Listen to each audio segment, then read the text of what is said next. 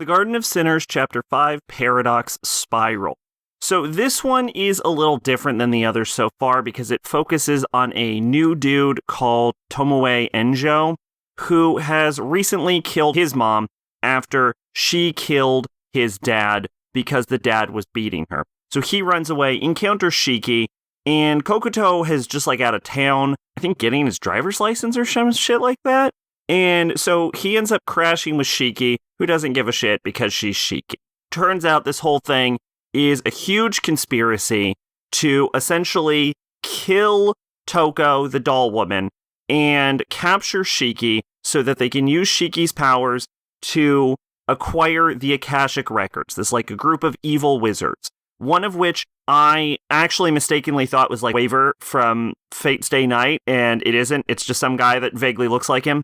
And the other one is a blonde-haired crazy dude that wears all red and has a red hat. And I'm mostly bringing this up because I remember one of my issues with watching Garden of Sinners the first time was that describes multiple antagonists. I think up to 3 people are just blonde dudes wearing red in this series, so we're putting that down as Bop, first blonde dude in red, who is not the same as the other blonde dudes in red. Anyway, they're trying to acquire the Akashic Records. They call it something different in this, but they're it's the Akashic Records, also known as the blah blah blah, the Redux of some bullshit, and then they proceed to just call it that for the rest of this thing. I'm going to call it the Akashic Records because a good portion of this movie is focused on the dumb Nasuverse magic system and background lore, and I don't give a shit about that. If you're a lore head who actually cares about this stuff, this movie is probably for you.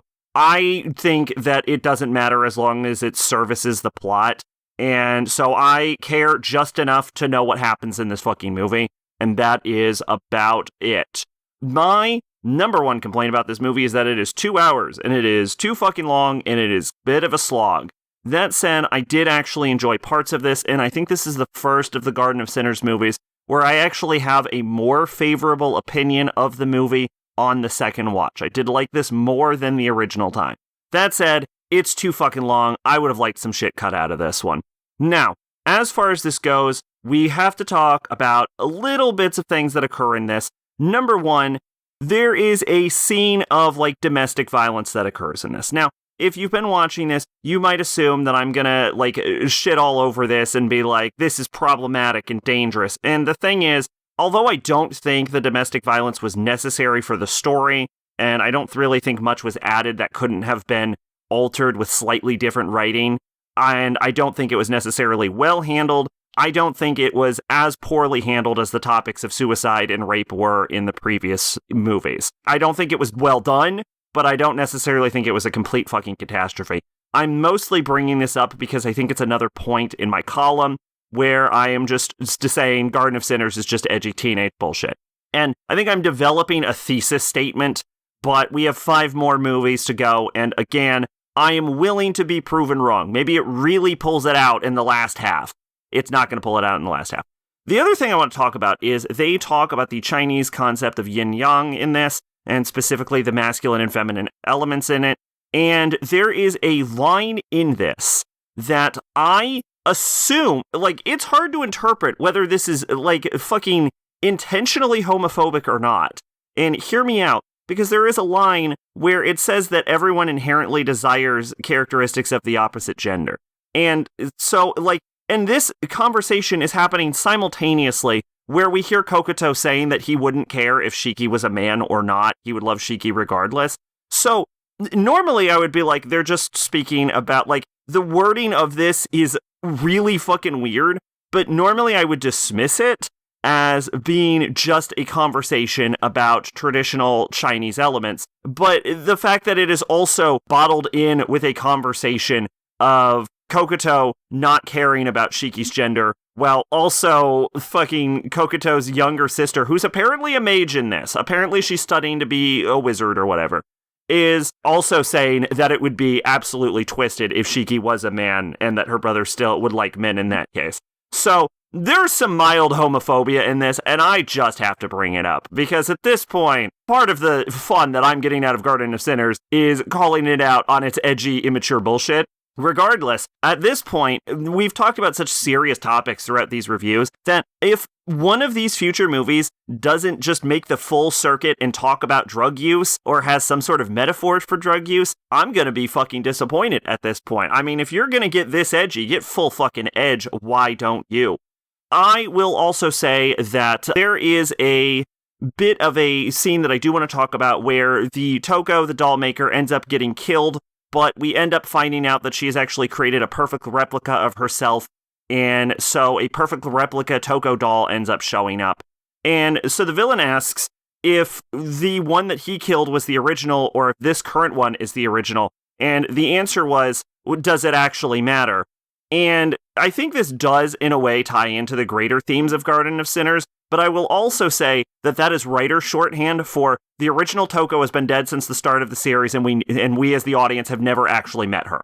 That's the reveal right there. I'm going to tell you right now, there's no need to be cagey about it. She's been dead the whole time. Anyway, doesn't matter. So, dolls were previously used in, God, what was it? Fucking chapter 3, something like that, I think it was. Was it Lingering Sense of Pain? I don't remember what it was.